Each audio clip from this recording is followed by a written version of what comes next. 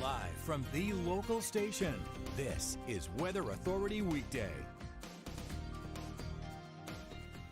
Hey there, good Thursday morning. I am Meteorologist Michelle McCormick, and this is the Weather Authority Weekday. Welcome. We're going to talk about some weather that we are expecting today, some weather we saw yesterday, a full moon tonight. Will we see it?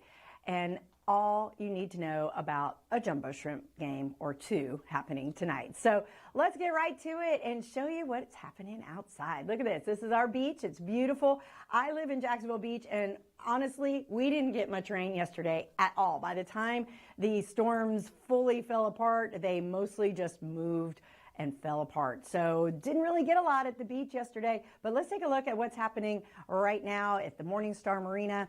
And really, it's, again, a bit on the breezy side through here. Not a lot of boats at the marina this morning here in Mayport, but it's 88 degrees, already feeling like 99. So I always say, whatever the current temperature is, add 10 degrees or so, 11 in this case, to that number, and that's your feels like. So with the humidity, tons of moisture left over in the air from yesterday as well, and the winds out of the southwest just bringing in a little more humidity, a little more moisture out of the Gulf, and that sea breeze convergence will be a factor coming later this afternoon. So from the marina in Mayport to the 501 Riverside camera at downtown, looks real nice downtown. There's a nice layer of clouds out there too, and that right now is really just keeping in some broken sunshine for the most part, but 81 degrees downtown, already feeling like 86. All right, so current temperatures across the area, we're in those 80 degree mark right now. Green Cove Springs at 77 seems to be the cool spot right now, but otherwise we're moving on up into the mid 80s.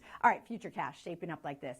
I do not anticipate the amount of rain that we saw yesterday, and that happened really fast, like 4 inches of rain in some spots. But as we go through the cloud and radar forecast this afternoon, maybe around 1:30 or so, the timestamp on this one showing storms developing along the beaches. And this is going to be, look at the arrows, the red arrows there. That's going to be that wind coming in from the southwest, and that's bringing in the moisture, bringing in the sea breeze.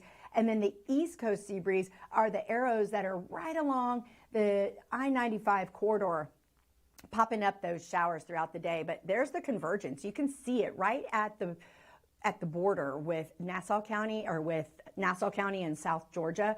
You can see that convergence, and that's where we could see some other storms coming into play, and especially in Southeast Georgia first in the afternoon. This is in the early evening before sunset. And then these have the ability to trickle down. But I think Northeast Florida, for the most part, will stay relatively dry. We will still have the opportunity for some thunderstorms. They could be heavy downpours at times, could cause more localized flooding in spots that have already seen a lot of extra flooding, especially in our downtown area and in St. Augustine. But as we scroll through tomorrow and through Saturday, looking pretty nice over the next 48 hours with those afternoon showers in the forecast, as always. All right, keeping an eye on the tropics for you. We are pretty clear. Look at this. Looks pretty nice and tranquil in the Atlantic Ocean, if you will. If tranquil is a good word you can use in the Atlantic Ocean, okay, we like it. Gulf looks good as well. Always have to talk about a little bit of tropics, especially as we are into mid-July. Gosh, I can't believe it. All right, so for today, looking for highs to reach the mid 90s. Check it out. Fargo at 96, Folkestone at 94. Even the Golden Isles experiencing 90-degree weather today. Our area beaches, I think that Jack's Beach temperature is a little on the high side. I don't think we'll be 95 at the beaches, but we are already at 88, so it is possible we might tip into the 90s. And then mid-90s west of town in Middleburg, 96, Stark 95, Lake Butler even at 94. So those feel-like temperatures today are really going to be a factor. So you're going to want to make sure you stay hydrated, make sure you wear light, loose-fitting clothing, and bring your sunscreen with you. Now, if you are heading to the Jumbo Shrimp game, it's Thirsty Thursday, and it's a double header tonight because last night's game got rained out. So tonight at 5:05 is the first pitch of the first game. They will play 2 7-inning games. The second game will start 30 minutes after the first game ends, after 7 innings. So great night for some baseball. I think that 40% chance of rain might be just some opportunities for a heavy shower or two. pack a poncho just in case. All right, low temperatures tonight, moving back into the mid 70s. For the most part, everyone very much where we should be for this time of year. Now, here is your 7-day forecast. Okay, so what we're expecting as far as the 7-day forecast is temperatures to stay in that mid 90-degree range. The opportunity for rain every day, right? And that's what we expect. But on Saturday, I think that might be a little drier with the rain staying west of town. Rain increases on Sunday. Sunday of the weekend, I think Sunday might be the ugliest day of the weekend. And then we move back into a regular pattern of 90-degree weather as we move through the middle part of July. Cannot believe it. All right, folks, when we come back, we're going to talk about full moon fever. Yeah, it happens every month, but this one's kind of unique. We'll talk about that. We are also going to show you some of the crazy video we have from yesterday's flooding across our area, some lightning photos and some lightning FYIs that you always need to know about. So stick around. We'll be right back.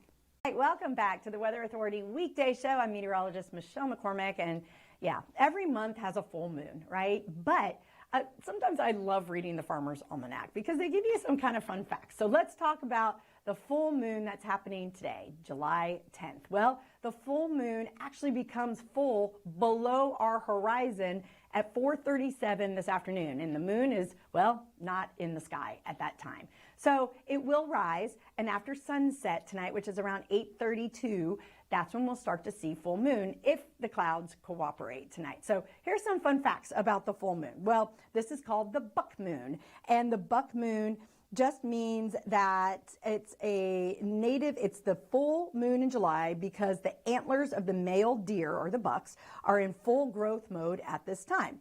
Bucks shed and regrow their antlers each year, producing a larger and more impressive set as the years go by. So that's a kind of a fun fact about the buck moon. There's other names for the moon in July. One is the feather molting moon. Okay, fine. The salmon moon makes sense, I guess, for the fish, right?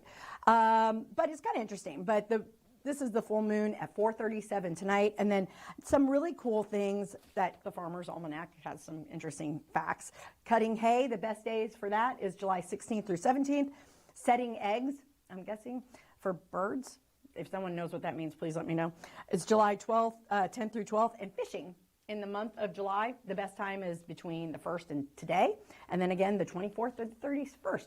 Fun facts. All right, so let's talk about what happened yesterday with the flooding. Oh my goodness. We had very heavy rains. And if you were watching us yesterday afternoon around 3:30, we were live with you, walking you through these afternoon storms. And while a lot of folks are like, why weren't there any severe weather warnings? Well, these weren't severe storms in nature.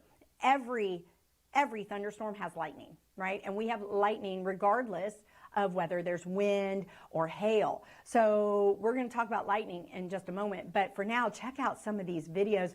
Turn around, don't drown. Turn around, don't drown. That's what I just yell at these cars when I see them going through these intersections and getting stuck. Turn around, don't drown. It's really easy to remember.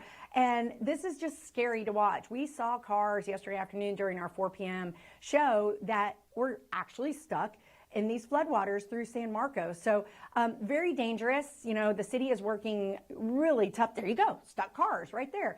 We have crews, the city has crews that are working to fix these areas that are hot pockets for flooding. But when we get 4 inches of rain in some spots in an hour, aerial flooding is an issue. So just be very diligent. Keep your eye on the sky at all times and make sure you turn around, don't drown. Turn around, don't drown.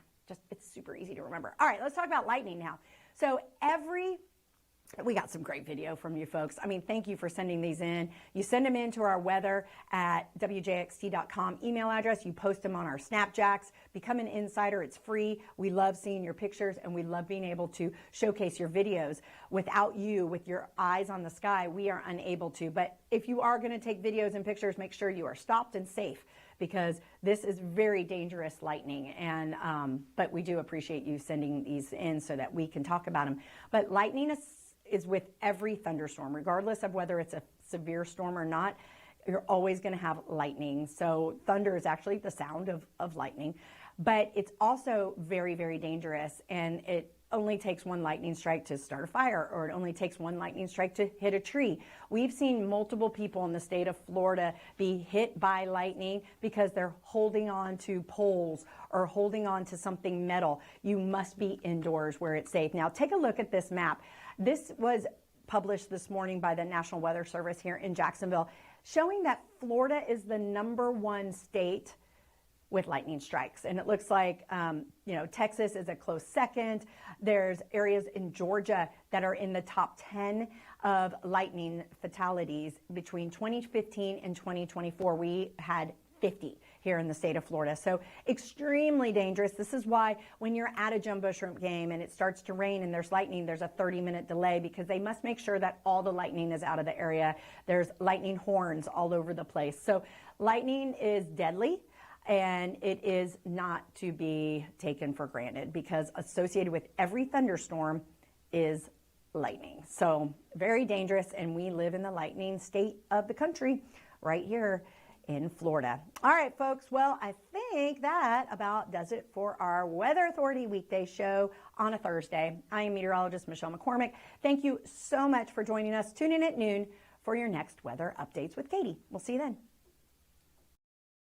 See why every day more people are choosing News 4 Jax, Northeast Florida and South Georgia's #1 source for local news.